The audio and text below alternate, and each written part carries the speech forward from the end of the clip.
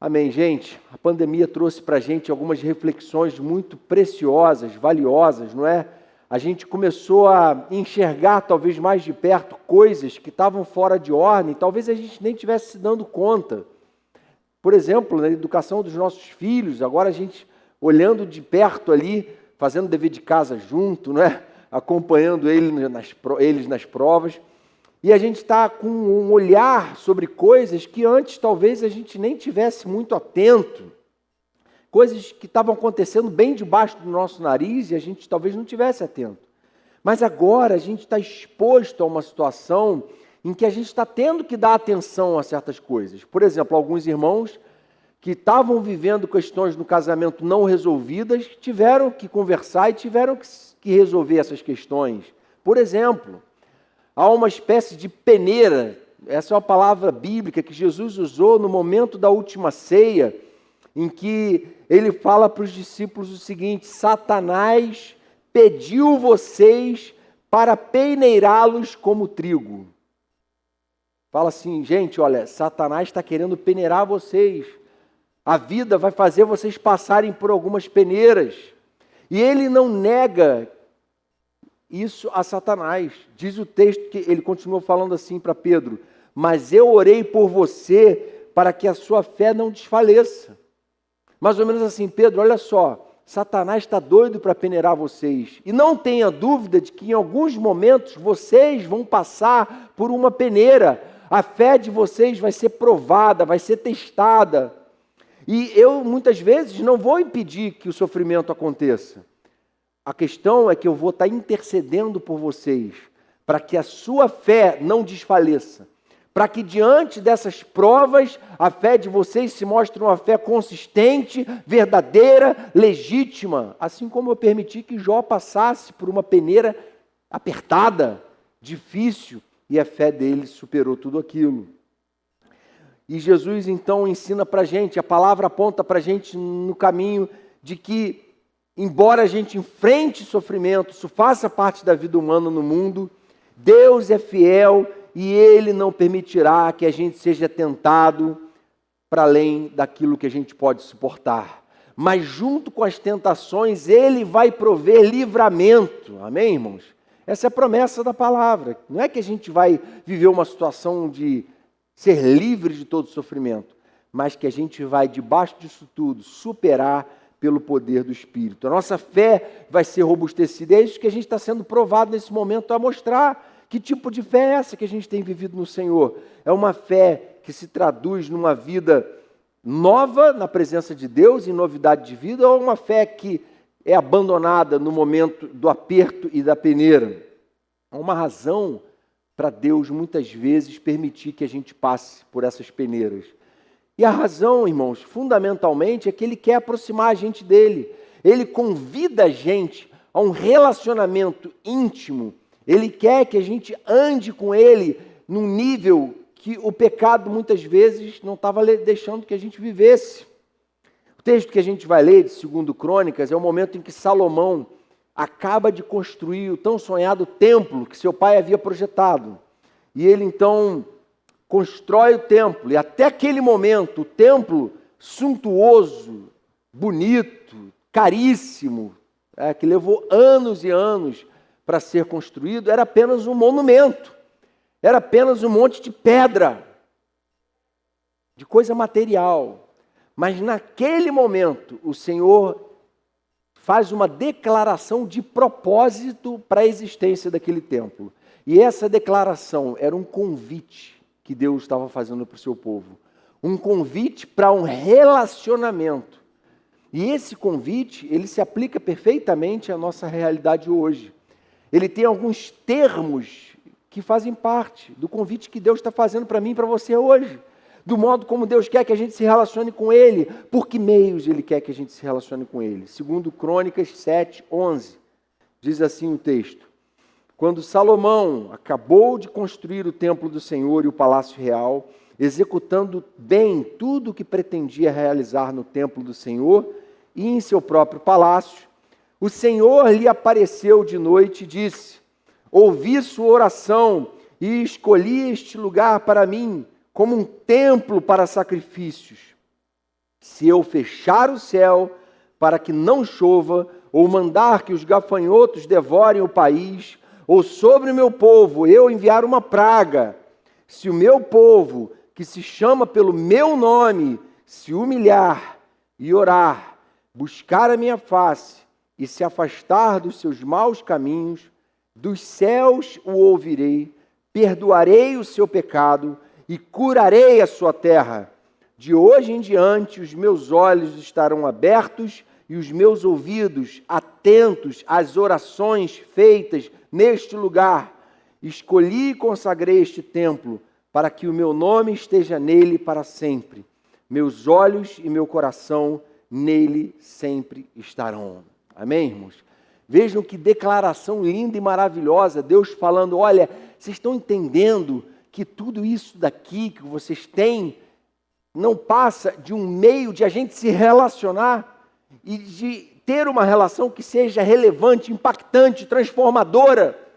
Vocês estão entendendo que tudo isso pode sim ser usado para me aproximar de vocês, mas também pode ser que vocês venham enfrentar problemas nessa edificação por causa do pecado do coração de vocês. Eu vou estar lá para todo aquele que me buscar em oração e se converter dos seus maus caminhos. Então o Senhor declara isso. Eu quero ter um relacionamento com vocês.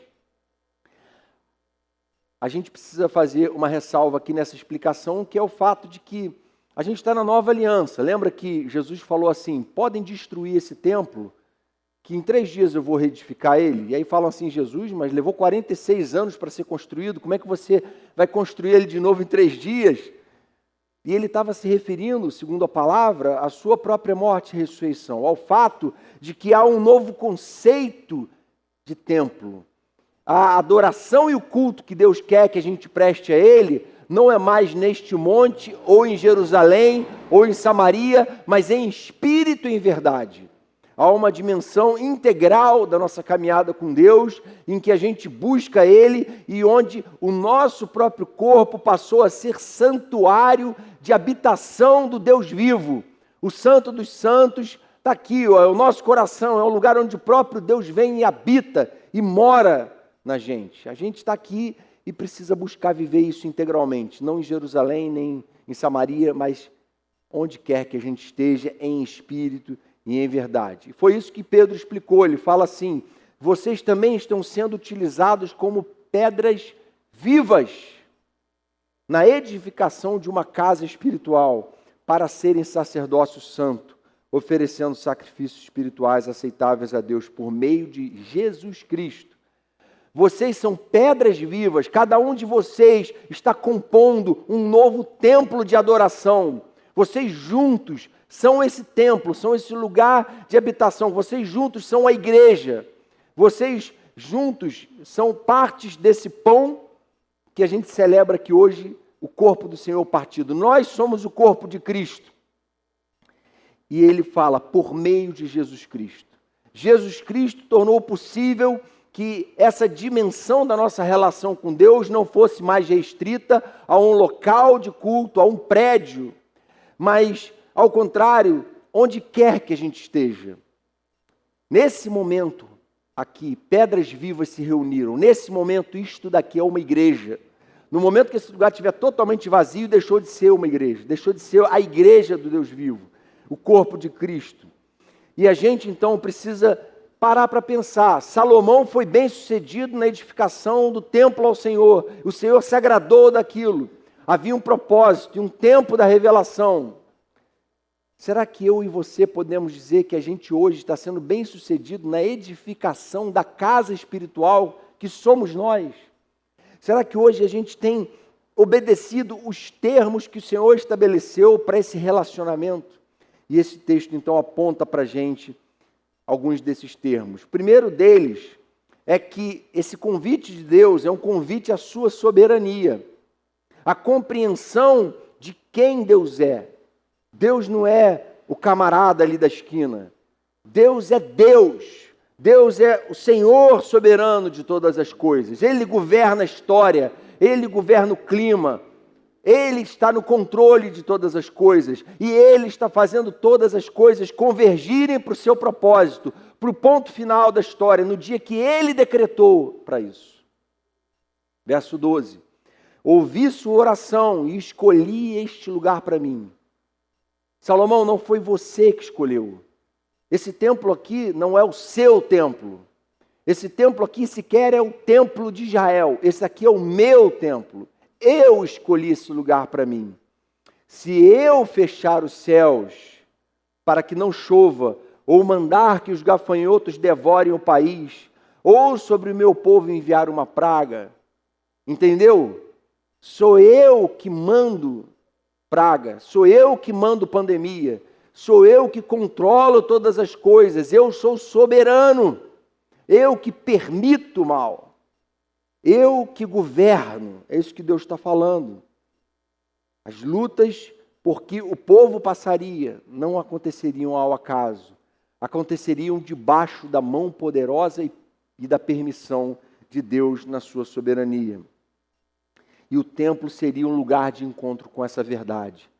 O templo seria o lugar em que o povo se lembraria, peraí, o nosso Deus não é um Deus que a gente possa manipular, não é um Deus que a gente vai moldando, esculpindo Ele de acordo com as nossas percepções e filosofias. Mas é o Deus que fala e quando Ele fala todos se calam. Mas é o Deus que Ele sim tem autoridade sobre todas as coisas. E quando a gente então entende a soberania de Deus, nós continuamos sem resposta para muitas coisas. Mas a gente encontra nele sentido para todas as coisas, mesmo as ruins. Até as coisas ruins cooperam para o bem daqueles que amam a Deus, daqueles que compreendem a sua soberania, daqueles que se submetem a Ele. O que dá sentido a tudo aqui não é o que nós fazemos, mas o fato de que nós fazemos tudo para a glória de Deus. O que dá sentido às músicas lindas que a gente canta, a toda essa estrutura de comunicação, a todo esse espaço, é o fato de que a gente tem feito tudo isso para a glória dele, porque senão, nada disso faria sentido. Ele não tinha obrigação para com o homem, caído, rebelde contra ele, mas ele decide convidar o homem à sua soberania. Na sua soberania, ele determina a sua misericórdia, a sua graça e o seu perdão sobre o homem. Na sua soberania, ele planeja enviar o seu filho em resgate por muitos. E nós estamos aqui hoje celebrando o que Deus, na sua soberania, determinou fazer, de modo que a sua soberania não é o governo de um Deus tirano que quer o nosso mal. Muito pelo contrário, ao invés de ela nos lançar na insegurança e instabilidade que o mundo muitas vezes conhece, ela traz sobre nós conforto e segurança. Essa que é a verdade.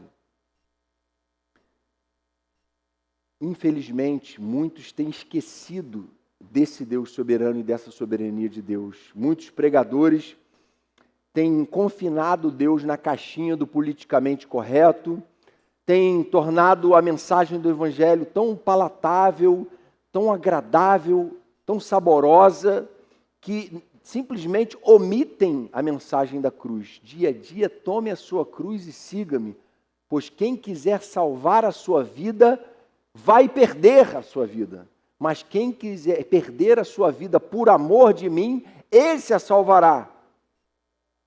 Existe alguma mensagem mais radical do que essa? Só um Deus soberano pode trazer sobre nós essa mensagem. Mas quando a gente confia em Deus, quando a gente confia na palavra dele, nas promessas de um Deus soberano, a gente pode falar como Paulo: por essa causa também sofro, mas não me vergonho, porque sei em quem tenho crido e estou certo de que Ele é poderoso para guardar o meu bom depósito até aquele dia. A gente é responsável por zelar por esse bom depósito, o depósito da fé, o depósito da convicção em um Deus soberano, um Deus da Bíblia, de que a Bíblia é a palavra de Deus. Você tem zelado por isso? Gente, a pregação do Evangelho está debaixo de forte ataque.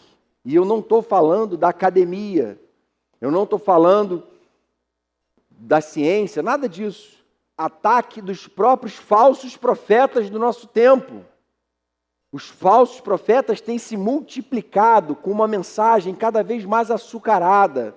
Digital influencers espirituais, que estão aí com papo mole, omitindo aquilo que é firme e pesado na palavra.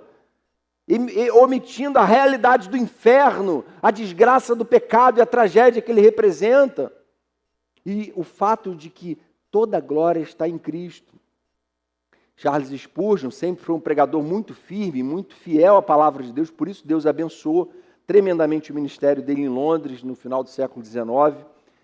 E ele disse o seguinte, entre muitas coisas legais que ele falou, se não amamos a Bíblia, certamente não amamos o Deus que nos deu ela. A Bíblia é uma carta de amor, é o próprio Deus soberano se revelando ao homem, atraindo o homem a si, mostrando como ele é misericordioso, como ele tem um projeto consistente, eterno e bendito para nós, redentivo, de conserto, de reparação, de restauração, de cura, de libertação. Como é que alguém pega essa carta de amor e esvazia a sua autoridade? A única explicação para isso é que essa pessoa não ama Deus. Só que existem pregadores aí populares na internet hoje falando que um punhado de gente resolveu acreditar na ressurreição de Jesus, questionando a inerrância da palavra de Deus, destruindo com isso a base da nossa fé, e a gente precisa retomar isso. O Senhor é soberano, Ele revelou uma palavra, e ela está ali claramente dizendo tudo que a gente precisa. Efésios 3:20, Paulo fala, aquele que é capaz de fazer infinitamente mais do que tudo que pedimos ou pensamos, a Ele seja glória na igreja e em Cristo Jesus, por todas as gerações, para todo sempre. Amém. A Ele seja glória. Não sabemos os porquês da pandemia, mas nós que cremos na palavra e num Deus soberano sobre a história, sabemos que nosso Deus reina sobre a pandemia e não tememos a morte, porque a nossa vida está 100% segura em Deus, porque Ele mesmo foi quem prometeu a eternidade em glória com Ele. Deus nos convida à segurança da sua soberania e dessa confiança nele. A segunda questão do convite de Deus levantada aqui é que Deus nos convida a assumir a nossa identidade. Ele não fala isso para qualquer um, não. Ele não fala isso para o ímpio, para o incrédulo, ele não fala isso para alguém que não está nem aí para ele. Ele fala assim, se o meu povo, que se chama pelo meu nome, resolver me buscar, eu estou endereçando essa mensagem ao meu povo. Quem é que vai entender a soberania de Deus? Quem é que vai se submeter a ela? Quem é que vai gozar da segurança que essa submissão representa? O meu povo, que se chama pelo meu nome. E grande parte dos problemas que a gente enfrenta, das tragédias relacionais, existenciais, que alguns cristãos passam, se devem ao fato de que eles ou nunca souberam quem são em Cristo, ou se esqueceram de quem são em Cristo. E passam a viver como se fossem ímpios, incrédulos, a agir como alguém que nunca nasceu de novo. Alguém que nasceu de novo é pecador, erra, mas sempre se entristece, sempre faz o caminho de volta. O pecado nunca é natural para essa pessoa. Ele nunca banaliza o pecado. Alguém que nasceu de novo em Cristo vive em busca de santificação. Alguém que nasceu de novo em Cristo pode falar como Paulo, vivo não eu, mas Cristo vive em mim. Sejam meus imitadores como eu sou de Cristo. A grande busca da minha vida é ser como meu Senhor. Como a gente cantava antigamente, né? Ah, como eu desejo ser como meu Senhor. Se alguém está em Cristo, é nova criação. As coisas antigas já passaram, eis que surgiram coisas novas. Há uma nova vida em curso. Vocês já se despiram do velho homem com suas práticas e se revestiram do novo, o qual está sendo renovado em conhecimento à imagem do seu Criador. Vocês são chamados a assumir uma nova identidade. Foi a consciência dessa identidade que levou Davi a enfrentar Golias, a lutar com o leão e com o urso e prevalecer, não era porque ele era um valentão, era porque ele sabia quem ele era e sabia quem era Deus. Ele tinha consciência disso. O que levou Paulo a se alegrar nos sofrimentos não foi porque ele era louco, mas é porque ele sabia quem ele era. Paulo não era refém da cultura da Babilônia, ou da Roma, que era a Babilônia da sua época. Paulo não era refém dos filósofos do seu tempo, das teorias de autoajuda. Não, Paulo era refém apenas da palavra de Deus, ele era servo de Cristo. O que movia Paulo era a consciência de que ele fazia parte de um projeto maior, e todo cristão é parte de um projeto maior, porque tem a identidade de Cristo. E o que leva muitos cristãos hoje a envergonharem o Evangelho com uma fé nominal apenas, é exatamente a falta de consciência dessa identidade, que precisa ser resgatada. Por isso que o convite de Deus é, por excelência, um convite a assumir uma nova identidade. Se o meu povo, que se chama pelo meu nome, terceira exigência, terceira questão levantada por Deus nesse convite, é um convite à adoração. Se esse povo se humilhar, nossa natureza não quer adorar, não quer se curvar, não quer se humilhar. A gente tem uma natureza herdada de Adão e Eva, que queriam ser como Deus. Adão e Eva aprenderam isso com quem? Com Lúcifer, que queria ser como Deus. O ser humano, naturalmente, é ladrão da glória de Deus. Por que Nimrod quer construir uma torre que chegue aos céus? Ele declara qual era o propósito disso. Para que o nosso nome se torne célebre na terra. Ele queria ser famoso. Ele queria deixar uma marca na história. Ele queria glória para si mesmo. E muitas vezes, essa é uma tendência nossa. A gente quer glória para si. A gente não quer dar a glória a Deus. Essa é a busca do homem.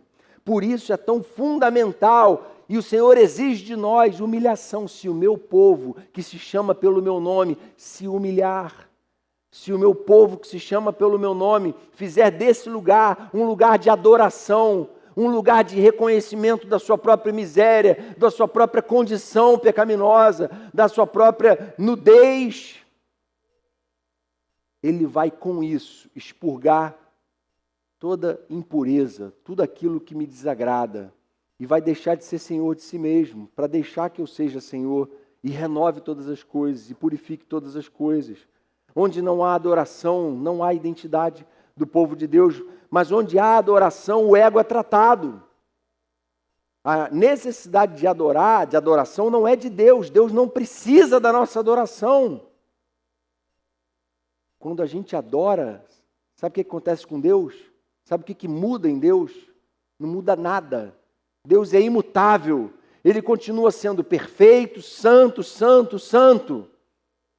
Ele continua sendo todo-poderoso, soberano, mesmo que nenhum de nós declare isso. Então, por que é tão importante a gente se humilhar e adorar Ele?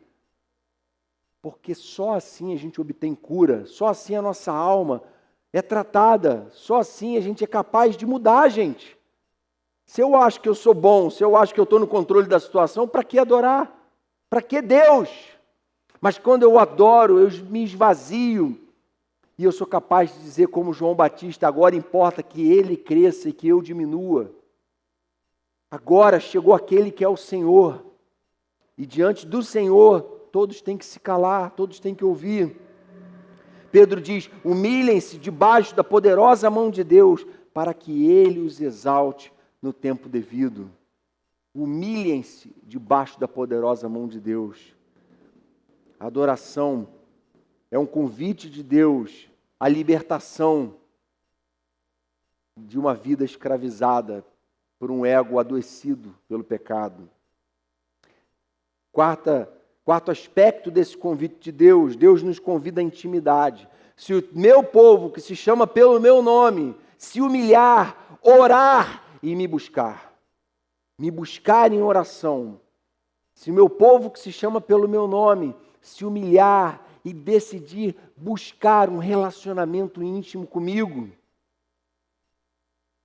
A gente não pode dizer que que tem intimidade com alguém que a gente não conversa. A gente não pode dizer que ama alguém que a gente evita. Não evito essa pessoa, mas eu amo. A gente não pode dizer que ama alguém cuja opinião a gente não está nem aí para ela. Não existe isso. A gente só pode dizer que ama alguém cuja opinião tem todo o valor para nós, que a gente quer ouvir, que a gente quer conversar com ele, a gente quer ter relacionamento com ele. E se a gente não buscar esse relacionamento com Deus, enquanto igreja, se a gente não buscar uma vida de oração, irmãos, a igreja adoece. A igreja vira um clube religioso, que como Paulo fala lá aos Gálatas, não é? Por que vocês se mordem e se devoram uns aos outros? Cheio de problema de relacionamento. Por quê? Vivendo na carne. Gente que não tem mais buscado uma vida cheia do Espírito. Gente que, mesmo errada, acha que está certa. Gente que o tempo todo transfere a culpa para o outro. Gente que quer achar problema em tudo, que critica tudo. Gente doente. Por quê? Porque não se relaciona com Deus. Porque não tem buscado viver na intimidade de Deus. E a oração é o meio pelo qual nós assumimos a nossa nova identidade. Oração é o meio pelo qual nós confessamos nossos pecados. É o meio pelo qual nós adoramos a Deus. Pelo qual nós nos abrimos para que a palavra penetre. Por isso a gente ora. Aquele templo estava lindo. Salomão tinha concluído ele, estava suntuoso. Todo mundo maravilhado com aquela arquitetura. Mas o que daria propósito àquele templo não era essa beleza arquitetônica, mas era o fato de que ele seria um meio de relacionamento com Deus, um lugar de oração do povo de Deus. Um lugar de o povo de Deus conhecer sua identidade, reafirmar essa identidade, celebrar a Deus em adoração. Por isso Paulo fala, orem continuamente. A versão antiga dizia, orem sem cessar. Paulo fala assim, orem no Espírito em todas as ocasiões, com toda oração e súplica. Tendo isso em mente, estejam atentos e perseverem na oração por todos os santos. O que Paulo está falando para a gente aqui é o seguinte, sabe quando você pode parar de orar? Em momento nenhum. Pode ser que tenha alguma tarefa que você precise se concentrar tanto que você não consiga parar para formular orações. Mas todas as outras tarefas que você conseguir exercer orando ao mesmo tempo, dirigir, lavar a louça, varrer o chão, em oração, o que Paulo está falando é faça isso. Por que a gente tem que fazer isso?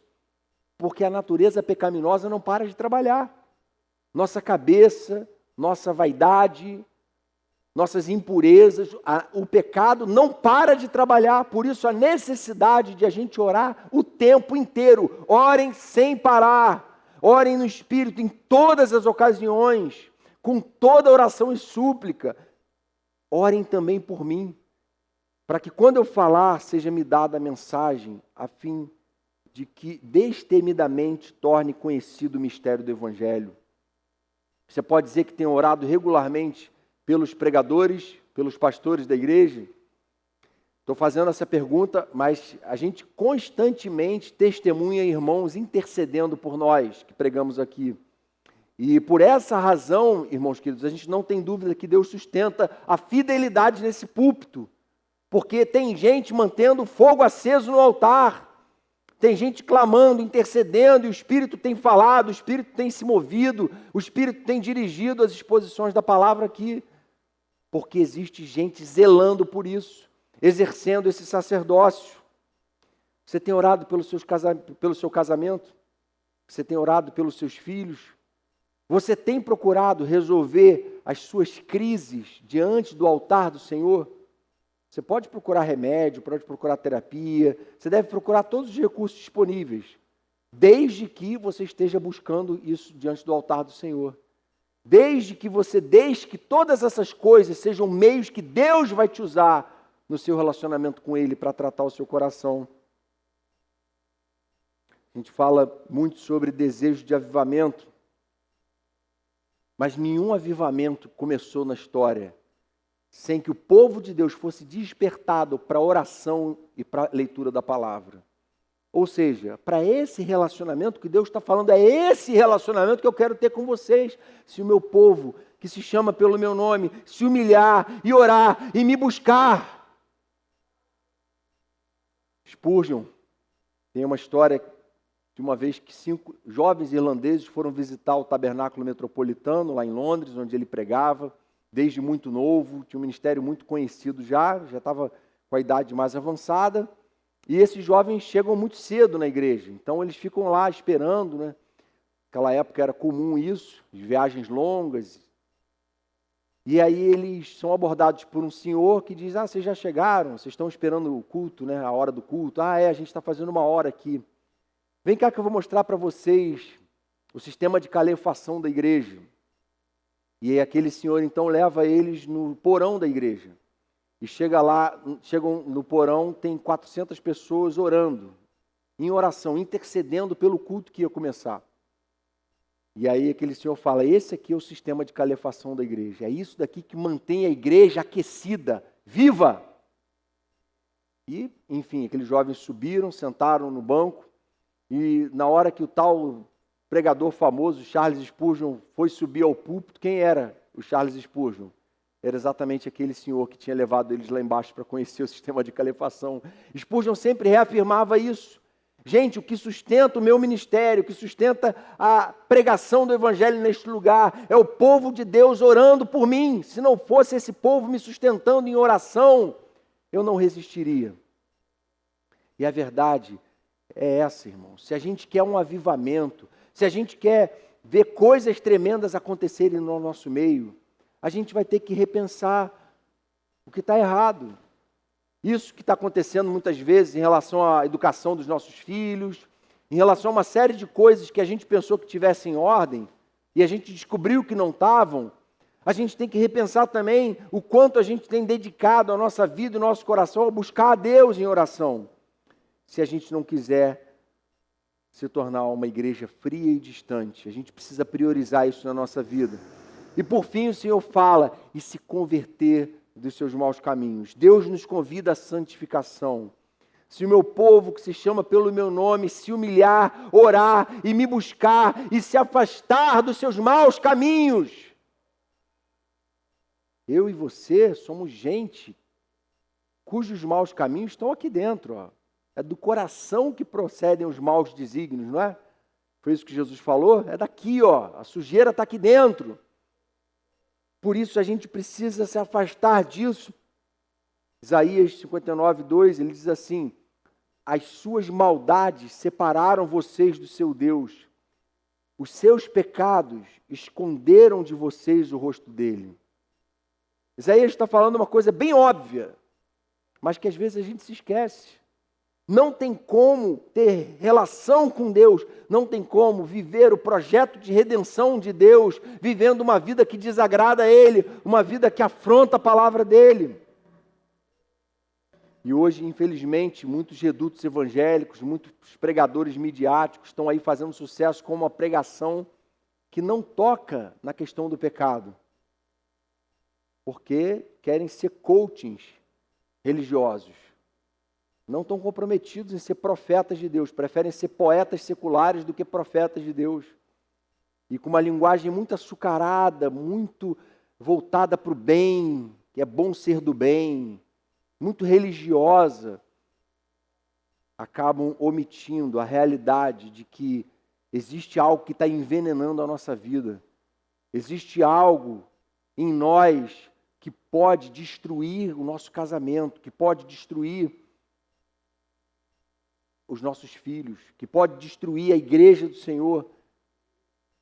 Há um fermento que leveda toda a massa, que arruína com tudo. E a gente precisa acordar para isso, porque isso está causando separação entre nós e nosso Deus. A gente precisa se voltar para Deus como gente que quer viver em pureza, gente piedosa. O que é o piedoso? Pio é puro. Piedoso é alguém que tem buscado viver uma vida pura diante de Deus. Jesus diz o seguinte, Mateus 5:20. Gente, se a justiça de vocês não for muito superior à dos escribas e fariseus, de modo nenhum vocês entrarão no reino de Deus. Tem que ser muito superior.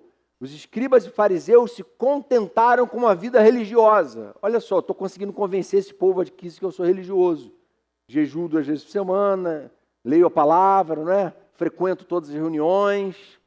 Pronto, fariseu. Ele falou, tem que ser muito mais do que isso.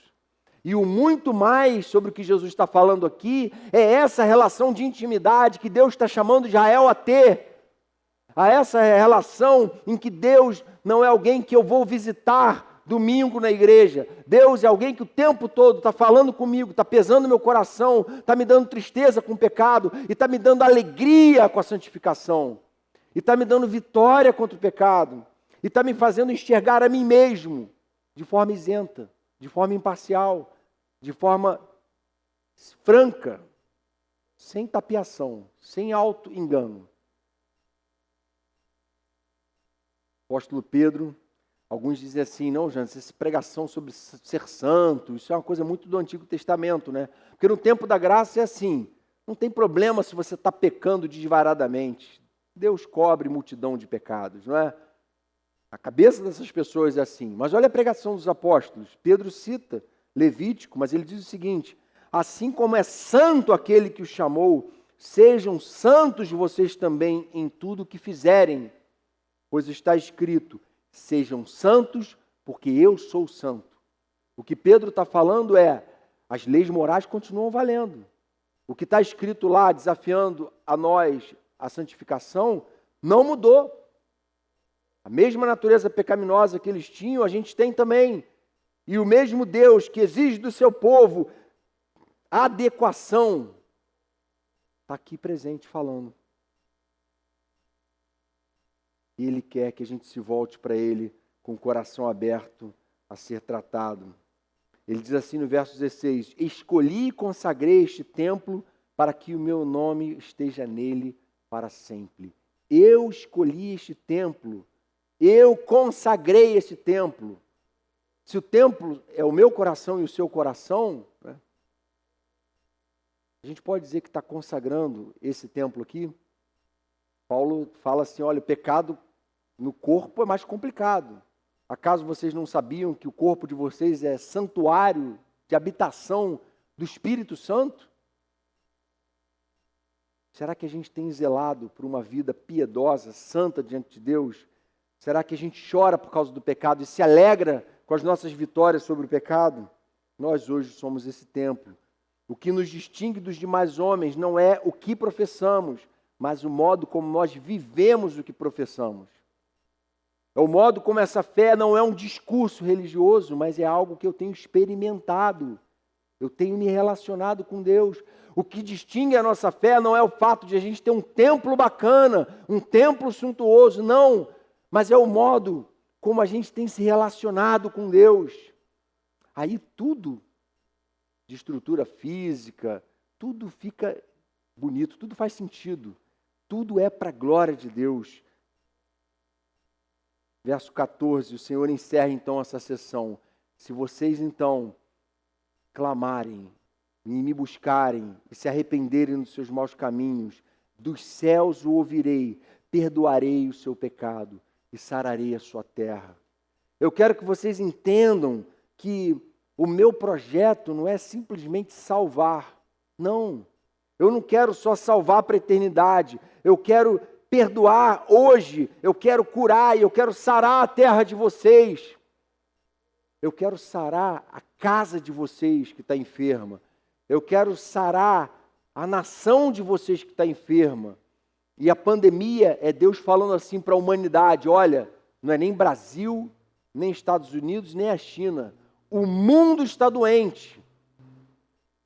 E eu quero que o mundo acorde para o seu Criador.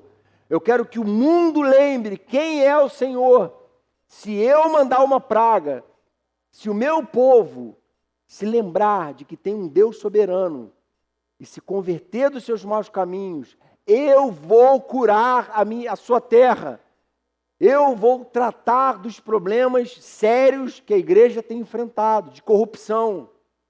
A gente tem ficado cada vez mais triste com notícias de gente que até pouco tempo pregava fielmente o Evangelho E hoje mudou o discurso.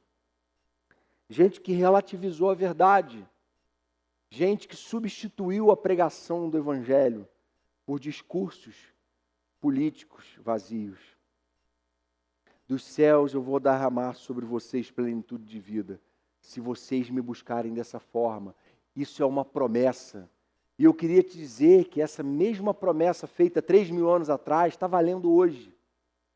O templo não é mais aquele lá de Jerusalém. O templo agora sou eu e você aqui. E essas mesmas promessas estão valendo. Se você hoje se voltar para o Senhor, Ele vai começar uma nova história na sua vida. Amém? Algumas aplicações aqui para você guardar. A primeira, decida se submeter à soberania de um Deus que te ama incondicionalmente. Não importa se você não tem explicação para tudo. Eu e você não precisamos ter explicação para tudo.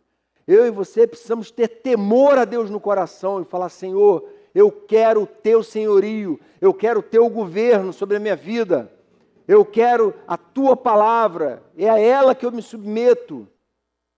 Como o Marcão gosta de falar às vezes, não é? Eu vou primeiro obedecer, depois eu entendo.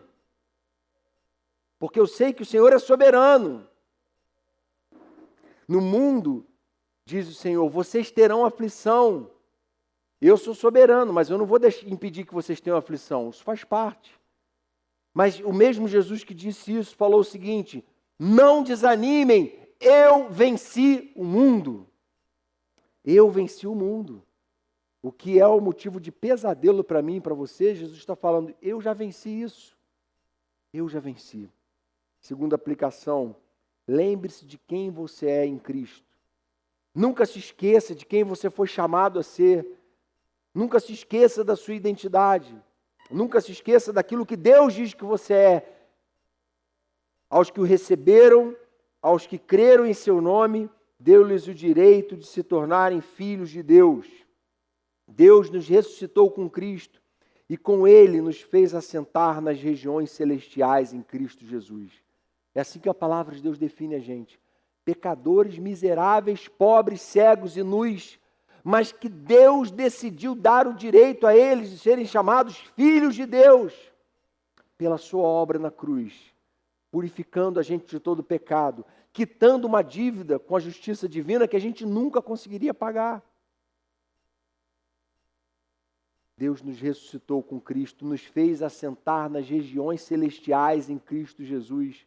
Em Cristo já estamos assentados nas regiões celestiais, reinando e governando sobre todo o principado e potestade demoníaca nesse mundo. Lembre-se de quem você é em Cristo, assuma a sua identidade. Terceira aplicação, siga se esvaziando de si mesmo e se enchendo do Espírito Santo. Desde que Deus use a sua atitude de humilhação sincera e verdadeira para matar a idolatria que eu e você temos no nosso próprio ego. Adoração é um momento em que Deus ajusta a nossa percepção errada a respeito de si próprio, a respeito de nós mesmos e a respeito dele. Deus corrige. Jonas, você não é o que você pensa que é. Você não é o cara. Deus é Senhor, Ele é soberano. Quando eu reafirmo isso, meu coração é tratado. E aí eu posso, humilhado, me aproximar de Deus. Só assim, não tem outro caminho. Pecado da soberba causa uma separação, impede que a gente se aproxime. Quarta aplicação, não pare de orar nunca, nunca, em momento nenhum. Isso quer dizer, sem cessar. Não tem maior poder de resolução do que a oração. Foi isso que a gente ouviu semana passada, não é? A oração é a solução. Nada tem o maior poder de transformar a sua vida por dentro e por fora do que a sua dedicação à oração. Por uma razão muito simples. Porque orar é se relacionar com Deus. Não é o seu ato de orar, mas é o seu relacionamento com Deus que vai mudar a forma de você enxergar tudo, que vai recarregar suas baterias.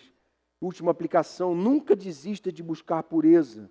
Nunca é tarde para recomeçar. Hoje é tempo de voltar. Se você está cansado de impurezas, do pecado, de coisas que te afastam de Deus, hoje é dia de falar para Ele: Senhor, me perdoa, eu quero me aproximar do Senhor de novo. Eu quero viver esse relacionamento aqui. Eu quero viver uma vida cheia de sentido, cheia de propósito. E eu sei que só o Senhor tem isso, não tem outro. Para quem iremos, só Tu tens as palavras de vida eterna. Amém, irmãos? Senhor querido, obrigado pela Tua palavra, por esse convite bendito Teu para nós, Senhor. Queremos agora, Pai, nos curvar diante do Senhor e Te pedir, tem misericórdia, Pai, dos nossos corações, muitas vezes frios, distantes, muitas vezes buscando ao Senhor muito menos do que deveríamos, considerando as lutas que temos travado, muitas vezes confiando de forma tão equivocada nos nossos próprios dons, nos nossos talentos, na nossa inteligência, nos nossos recursos. Mas nós queremos, Senhor, essa noite nos aproximar do Teu trono, totalmente humilhados, quebrantados, e dizer, reina sobre nós, soberanamente, sobre a nossa vida, sobre a nossa nação, sobre essa pandemia. Reina sobre as nossas emoções. Reina, Senhor, na nossa casa. Vem ser Senhor de cada um que está aqui presente, Senhor. Vem purificar o nosso coração e vem nos fazer viver debaixo dessa aliança. Para a honra, glória e louvor do Teu nome que te pedimos, Jesus. Amém, Pai.